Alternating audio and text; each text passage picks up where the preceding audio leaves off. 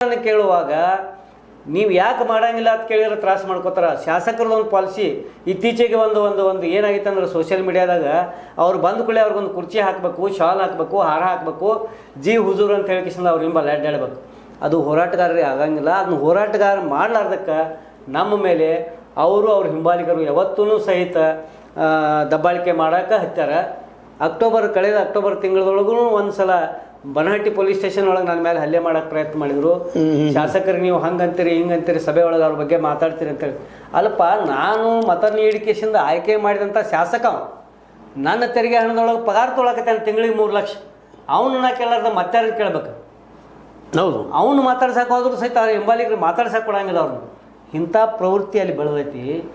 ಇವತ್ತು ಬುತ್ತಿ ನಮ್ಮ ಸ್ವಂತ ಕಟ್ಕೊಂಡು ಬಸ್ ಚಾರ್ಜ್ ಖರ್ಚು ಮಾಡ್ಕೊಂಡು ನಾವು ಇಡೀ ರಾಜ್ಯಾದ್ಯಂತ ಹೋರಾಟಗಳನ್ನು ಮಾಡಿ ಮಾನ್ಯ ಮುಖ್ಯಮಂತ್ರಿಗೂ ಭೇಟಿ ಹಾಕಿವಿ, ಜವಳಿ ಸಚಿವರಿಗೂ ಭೇಟಿ ಹಾಕಿವಿ.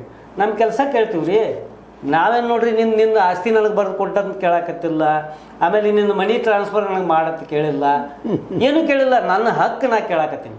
ನನ್ನ ಹಕ್ಕು ಕೇಳಕ್ಕೂ ನನ್ನ ಧ್ವನಿ ಹತ್ತಿಕ್ಕೂ ಪ್ರಯತ್ನ ನೀವು ಮಾಡ್ತೀರಂತಂದ್ರೆ ಇದು ಅನ್ಯಾಯ, ಜನಸಾಮಾನ್ಯರ ಮೇಲೆ ಅನ್ಯಾಯ. ಹಂಗನ ಮೊನ್ನೆ ಮಹಲಿಂಗಪುರ ತಾಲೂಕಾ ಹೋರಾಟ ವೇದಿಕೆ ಅಡಿ ಒಳಗೆ, ಸಮಿತಿ ಅಡಿ ಒಳಗೆ ಒಂದು ಈ ವಿದ್ಯುತ್ ಖಾಸಗೀಕರಣ ಮಾಡಬಾರ್ದು ಅಂತೇಳಿ ನಾವು ಒಂದು ದೊಡ್ಡ ಹೋರಾಟ ಕರೆದಿದ್ವಿ. ಅಲ್ಲಿ ರೈತರು, ಕಾರ್ಮಿಕರು, ನೇಕಾರರು ನಾವೆಲ್ಲರೂ ಭಾಳಷ್ಟು ಜನ ಕೂಡ್ಕೊಂಡು ಆ ಹೋರಾಟವನ್ನು ಆಯೋಜನೆ ಮಾಡಿದ್ದೀವಿ. ಆ ಹೋರಾಟದ ದಿನ ಮಾನ್ಯ ಶಾಸಕರು ಕೂಡ ಈ ವಿದ್ಯುತ್ ಖಾಸಗೀಕರಣದ ಬಗ್ಗೆ ಮಾತಾಡಬೇಕು, ಅದು ನಮಗೂ ಅದನ್ನು ಮಾಡಬಾರ್ದು ಅಂಥೇಳಿ ಐತೆ ಅಂಥೇಳಿ ಬಂದ್ರಲ್ಲಿ ವೇದಿಕೆಗೆ ಬಂದರು. ಹೋರಾಟದ ಜಾಗಕ್ಕೆ ಬಂದ ಮೇಲೆ ನಮ್ಮ ಸ್ನೇಹಿತರೊಬ್ಬರು ಮಾತಾಡ್ತಿದ್ರು.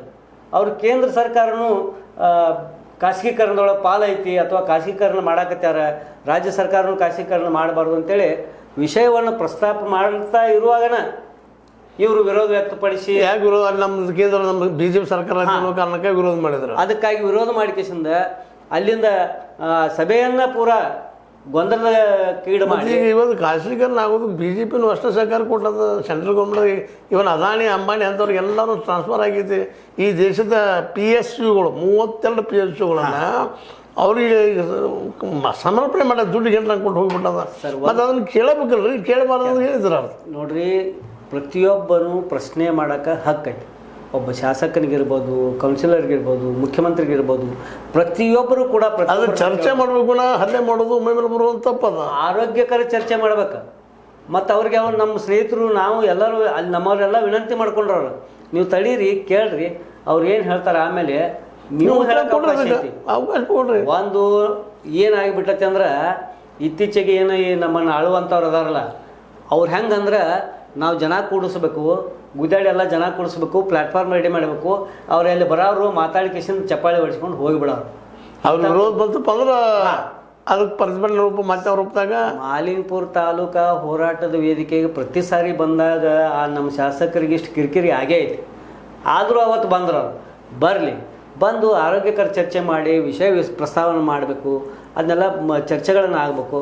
ಅದಕ್ಕೆ ಯಾವುದಕ್ಕೂ ಅವಕಾಶ ಕೊಡಲಾರ್ದ ಅಲ್ಲಿಂದ ನಿರ್ಗಮಿಸಿದ್ರು. ಅವರು ನಿರ್ಗಮಿಸಿದ್ದಕ್ಕೆ ನಾವೇನು ಹೇಳಿದ್ವಿ, ನಮ್ಮ ಸಭೆಗೆ ಹೇಳಿದ್ವಿ ನಾವು, ಈ ಗೊಂದಲ ಮಾಡಬೇಡ್ರಿ, ಹೋಗೋರು ಹೋಗಲಿ, ಬರೋರು ಬರಲಿ, ಹೋರಾಟ ಮುಂದುವರಿಸ್ರಿ ಅಂತೇಳಿ ನಾವು ಹೇಳಿದ್ದಕ್ಕೆ ನಮ್ಮ ಮೇಲೆ ಶಾಸಕರ ಹಿಂಬಾಲಿಗರು ಅವ್ರ ಕುಮ್ಮಕ್ಕಿನಿಂದ ನಮ್ಮ ಮೇಲೆ ಮಾರಣಾಂತಿಕ ಹಲ್ಲೆ ಮಾಡುವಂಥ ಪ್ರಯತ್ನ ಮಾಡಿದರು. ನಮ್ಮ ಜನ ಭಾಳ ಇದ್ದರು, ಆಮೇಲೆ ರೈತರು ಭಾಳ ಇದ್ದರು, ಎಲ್ಲರೂ ಚಾಲೆಂಜ್ ಮಾಡಿ ನಮ್ಮನ್ನು ಮಾತು ಸಂರಕ್ಷಣೆ ಮಾಡಿದ್ದಾರೆ. ಇದು ನಡೆದದ್ದು ಒಬ್ಬ ತಾಲೂಕಾ ದಂಡಾಧಿಕಾರಿ ಮುಂದದಾರ ನೋಡಾಕತ್ಯಾರ, ಪೊಲೀಸರು ಮುಂದದಾರ ನೋಡಾಕತ್ಯಾರ. ಅವ್ರೇನು ಆ್ಯಕ್ಷನ್ ತೊಗೊಳ್ಳಿಲ್ಲ. ಆ್ಯಕ್ಷನ್ ಯಾವಾಗ ತಗೋತಾರೆ? ಎಲ್ಲ ಮುಗಿದ ಮೇಲೆ, ನನ್ನ ಹೊಡೆದ ಮೇಲೆ ಆ್ಯಕ್ಷನ್ ತಗೋತಾರ ಅವರು.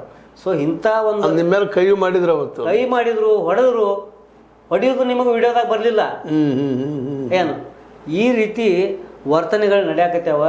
ಇದಾತಂದ್ರೆ ಇದು FIR ಹರಿದ್ರಿ. ಈಗ ಆಲ್ರೆಡಿ ನಾವು ಕಂಪ್ಲೇಂಟ್ ಮಾಡಿದ್ವಿ. ಯಾಕೆ ಕಂಪ್ಲೇಂಟ್ ಮಾಡಿದ್ವಿ ಅಂದ್ರೆ, ನಾನು 2 ದಿವಸ ಕಾದೆ, ನಮ್ಮವ್ರೆಲ್ಲರೂ ಏನಾಕತ್ರು, ಇಲ್ಲ ಇವತ್ತು ನಿಮ್ಮ ಮೇಲೆ ಹಲ್ಲೆ ಆಗೈತಿ, ನಾಳೆ ನಾವು ನಿಮ್ಮ ಜೊತೆ ಇರೋರ ಮೇಲೆ ಆಕತಿ, ನಾಳೆ ಜನಸಾಮಾನ್ಯರ ಮೇಲೆ ಆಕತಿ, ಇದು ನಾಳೆ ನಾವೆಲ್ಲೋ ಬಿಹಾರದೊಳಗೆ ಸುದ್ದಿ ಕೇಳ್ತಿದ್ದೀವಿ, ನಮ್ಮೂರನ್ನು ನಾಳೆ ಬಿಹಾರ ಆಗಬಾರ್ದು ಅನ್ನೋ ಉದ್ದೇಶಕ್ಕೆ ನಾವು ಇದಕ್ಕೆ ಪ್ರತಿರೋಧ ಒಡ್ಡನು, ನಾವು ಇದನ್ನು ಕೇಳೋನು ಅಂತ ಹೇಳಿಕ್ಷಿಂದ ನಾವು ಅವತ್ತು 2 ದಿನದ ನಂತರ ಎಲ್ಲ ಒಂದು 100-200 ಜನ ಸೇರಿಕೊಂಡು ಒಂದು ತೀರ್ಮಾನ ಮಾಡಿ ಕಂಪ್ಲೇಂಟ್ ಕೂಡ ನಾವು ಮಾಡೀವಿ. ಆ ಕಂಪ್ಲೇಂಟ್ ತೊಗೊಂಡಾರ, ಇನ್ನೂ ಸಹಿತ ಅದು ಚಾರ್ಜ್ ಶೀಟ್ ಆಗಿಲ್ಲ. ಅದಕ್ಕನ ಬಾಗಲಕೋಟೆ ಒಳಗೆ ನಾಳೆ 29ಕ್ಕೆ ಆ ಉದ್ದೇಶನೂ ಇತ್ತು, ನಮ್ಮೆಲ್ಲ ಹಕ್ಕೊತ್ತಾಯಗಳ ಈಡೇರಿಕೆ ಉದ್ದೇಶನೂ ಆಯಿತು.